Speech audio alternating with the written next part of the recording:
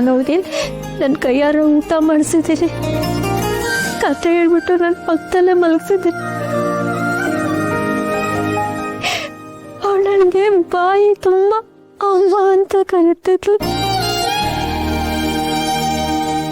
ಅವಳು ನನಗೆ ಅಮ್ಮ ಅಂತ ಆಗಿಲ್ಲ, ಇವಳೇ ಯಾಕೆ ನನ್ನ ಮಕ್ಕಳಾಗಬಾರ್ದು ಅಂತ ಪ್ರಶ್ನೆ ಬರ್ತಿತ್ತು.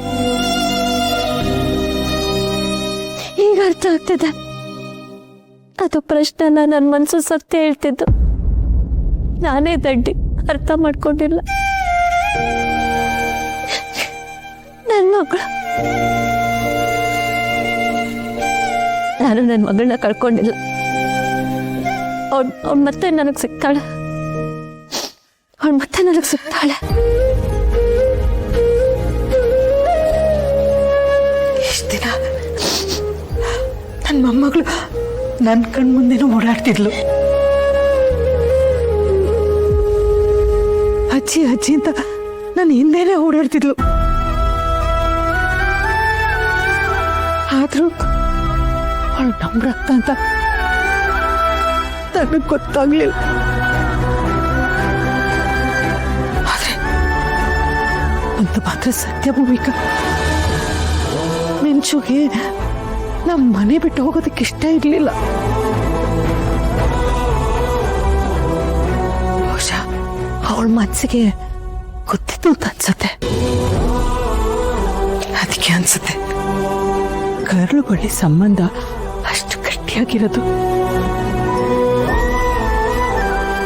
ಕಾಣದೇ ಇದ್ರು ಮನ್ಸಿಗೆ ಅರ್ಥ ಆಗತ್ತೆ. ಆದ್ರೆ ನನಗೆ ಯಾಕೆ ಅರ್ಥ ಆಗ್ಲಿಲ್ಲ, ನನಗೆ ಯಾಕೆ ಅರ್ಥ ಆಗ್ಲಿಲ್ಲ. ನಾನು ಒಬ್ಬ ತಾಯಿಯಾಗಿ ಸೋತೋನಲ್ಲ ಅತ್ತೆ. ನಾನು ಏನ್ ತಪ್ಪು ಮಾಡಿದೆ ಅಂತ ದೇವ್ರು ನನಗಂತ ಶಿಕ್ಷೆ ಕೊಟ್ಟ. ಮೊದಲು ನನ್ನನ್ನ ನನ್ನ ಮಗಳಿಂದ ದೂರ ಮಾಡ್ದ, ಆಮೇಲೆ ನನ್ನ ಮಗಳು ನನ್ನ ಕಣ್ ಮುಂದೆ ಇದ್ರು ನನಗೆ ಗೊತ್ತಿಲ್ದಂಗ್ ಮಾಡ್ದ. ಈಗ ಸತ್ಯ ಗೊತ್ತಾಗಿ ನನ್ನ ಮಗಳನ್ನ ನಾನು ಅಪ್ಕೊಳ್ಬೇಕು ಆದ್ರೆ ಮತ್ತೆ ನನ್ನಿಂದ ದೂರ ಮಾಡ್ತಿದ್ದಾನೆ. ಯಾಕೆ ಕಣ್ಣ ಮುಚ್ಚೆ ಆಟ ಆಡ್ತಿದ್ದಾನೆ? ನಾನು ಏನಲ್ಲಿ ತಪ್ಪು ಮಾಡಿದಿರತ್ತೆ, ನಾನು ಏನು ತಪ್ಪು ಮಾಡಿ? ಪ್ಲೀಸ್ ನೀವು ಧೈರ್ಯವಾಗಿರಿ. ನೋಡಿ, ನಿಮ್ಮ ಮಗಳು ಮನೆಗೆ ಬಂದಾದ್ಮೇಲೆ ಅವ್ರಿಗೆ ಬೇಕಾಗಿದೆ ನಿಮ್ಮ ಧೈರ್ಯ. ಸೊ ನೀವು ಧೈರ್ಯ ಕಳ್ಕೊಬಾರ್ದು. ಖಂಡಿತ ನಿಮ್ಮ ಮಗಳು ಸಿಕ್ಕೇ ಸಿಗ್ತಾಳೆ. ಗೌತಮ್ ಸರ್ ಹೋಗಿದಾರಲ್ಲ, ಖಂಡಿತ ಕರ್ಕೊಂಡು ಬಂದೇ ಬರ್ತಾರೆ. ಹೌದು ಭೂಮಿಕಾ, ಇಷ್ಟೊತ್ತು ಕಾದಿದ್ಯಾ? ಇನ್ ಸ್ವಲ್ಪ ಹೊತ್ತು. ಸರ್, ರಿಪೋರ್ಟ್ ಅಲ್ಲಿ ಒಂದು ಪ್ರಾಬ್ಲಮ್ ಕಾಣಿಸ್ತಾ ಇದೆ. ಅದು ಫೇಕ್. ಮಿಂಚು ನಿಮ್ಮ ಮಗಳಲ್ಲ, ನಮ್ಮ ಮಗಳು.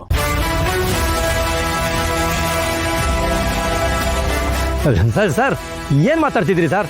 ಅದೇ ಆಗುತ್ತೆ ಸರ್. ಮಿಂಚು ನನ್ನ ಮಗಳು ಸರ್. ರಿಪೋರ್ಟ್ ಎಲ್ಲ ಹೇಳ್ತಿತ್ತಲ್ಲ ಸರ್, ಅದೇ ತರ. ಸುಳ್ಳು, ಅದೆಲ್ಲ ಸುಳ್ಳು. ನೀವು ಮಿಂಚು ಅಪ್ಪ ಅಮ್ಮ ಸುಳ್ಳು ಹೇಳ್ಕೊಂಬಂತ ಅವಳನ್ನ ಕರ್ಕೊಂಡು ಹೋಗಿದ್ದೀರಾ. ಎಲ್ಲಿದ್ದೀರಾ ಈಗ?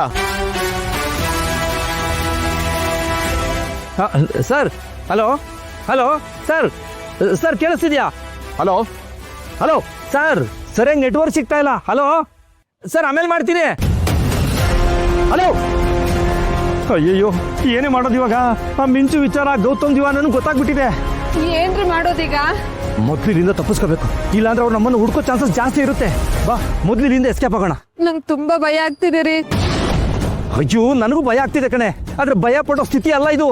ಮೊದಲು ಮಿಂಚುನ ಅವ್ರಿಗೆ ಒಪ್ಪಿಸ್ಬಿಟ್ಟು ದುಡ್ಡು ಇಸ್ಕೊಂಡ್ಬಿಡೋಣ. ದುಡ್ಡು ಇಸ್ಕೊಂಡು ಸ್ಟೇಟ್ ಇಂದಾನೆ ಎಸ್ಕೇಪ್ ಆಗ್ಬಿಡೋಣ. ಬಾ, ಮೊದಲು ಹೊಡೋಣ. ಹಾ. ಅಯ್ಯೋ ದೇವ್ರೆ, ನಾನೇನಪ್ಪ ಮಾಡ್ಲಿ ಈಗ? ಅಯ್ಯೋ, ಆ ದೇವ್ರು ನೆನ್ಸ್ಕೊಳ್ಳೋ ಟೈಮ್ ಎಲ್ಲ ಕಣೆ. ಮೊದ್ಲಿನಿಂದ ಎಸ್ಕೇಪ್ ಆಗೋಣ. ಬಾ ಬಾ, ಮೊದಲು ಹೋಗೋಣ. ಬಾ. ಇಬ್ರು ಏನಂತೆ? ಇನ್ನಪ್ಪ ಮೊದಲು ನಾರ್ಮಲ್ ಆಗಿ ಮಾತಾಡಿದ್ರು. ನಾನು ರಿಪೋರ್ಟ್ ವಿಷಯ ಇರ್ತದಾಗೆ ನೆಟ್ವರ್ಕ್ ಇಶ್ಯೂ ಅಂತ ಡ್ರಾಮಾ ಮಾಡ್ತಾ ಇದ್ದಾರೆ. ಇಬ್ರು, ನನ್ಗೆ ಯಾಕೋ ತುಂಬಾನೇ ಡೌಟ್ ಬರ್ತಾ ಇದೆ. ಅಲ್ಲ ಬಿಬ್ರು, ಅವ್ರು ನಿಜವಾಗ್ಲೂ ಮಿಂಚು ತಂದೆ ತಾಯಿನೇ ಆಗಿದ್ರೆ ಇಷ್ಟೊಂದು ಗಾಬರಿ ಪಡ್ತಿರ್ಲಿಲ್ಲ. ಮಗಳು ಸಿಕ್ಕಿದ್ಲು ಅಂತ ಖುಷಿ ಪಡ್ತಿದ್ರು.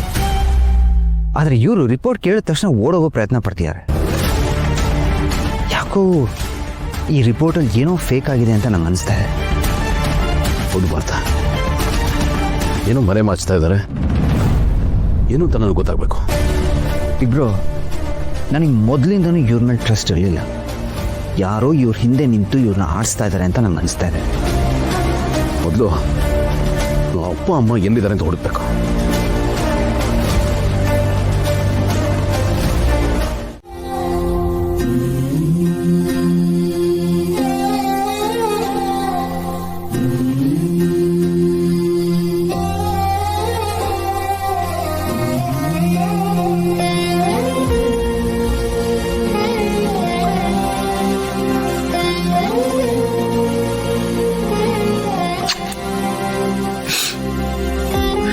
ಚಿಂತೆ ಇಲ್ಲ ಪುಟ್ಟಿ, ಎಲ್ಲ ಮುಗೀತು. ಪಪ್ಪ, ನನ್ನ ಕರ್ಕೊಂಡು ಹೋಗೋದಕ್ಕೆ ಒಬ್ರು ಅಪ್ಪ ಅಮ್ಮ ಬಂದಿದ್ರಲ್ವಾ, ಅವರೇ ಬಂದು ನನ್ನ ಇಲ್ಲಿ ಬಿಟ್ಟಿತ್ತು. ಮತ್ತೆ ಅವರೇ ಬಂದು ನನ್ನ ಕರ್ಕೊಂಡು ಹೋಗ್ತಾರ ಪಪ್ಪ? ಇಲ್ಲ ಪುಟ್ಟಿ, ನೀನು ಭಯ ಪಡ್ಬೇಕಾಗಿಲ್ಲ. ನಿನ್ನನ್ನು ಯಾರು ಹೆದರ್ಸಲ್ಲ, ನಿನ್ನನ್ನು ಯಾರು ಕರ್ಕೊಂಡು ಹೋಗಲ್ಲ. ನಿನ್ನನ್ನ ಇನ್ಮೇಲೆ ನನ್ನಿಂದ ಯಾರು ದೂರ ಮಾಡಲ್ಲ. ಯಾರು ದೂರ ಮಾಡಲ್ಲ.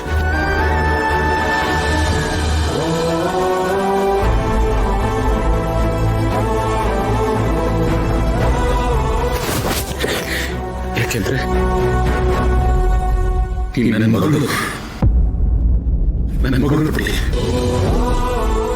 ಇಡೀ ಜಗತ್ತೇ ಎದುರಾದ್ರೂ ನನ್ನಿಂದ ಯಾರು ನೀನು ದೂರ ಮಾಡಕ್ಕಾಗಲ್ಲ.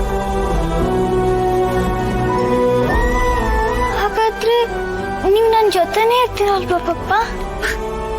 ಜೊತೆಲಲ್ಲ ಪುಟ್ಟಿ, ನಮ್ಮ ಹೃದಯದಲ್ಲಿ ಇರ್ತೀಯ, ನಮ್ಮ ಮನೆಯಲ್ಲೇ ಇರ್ತೀಯ. ಪ್ರಾಮಿಸ್? ಪ್ರಾಮಿಸ್. ಮನೆಗೆ ಹೋಗೋಣ? ಸರಿ.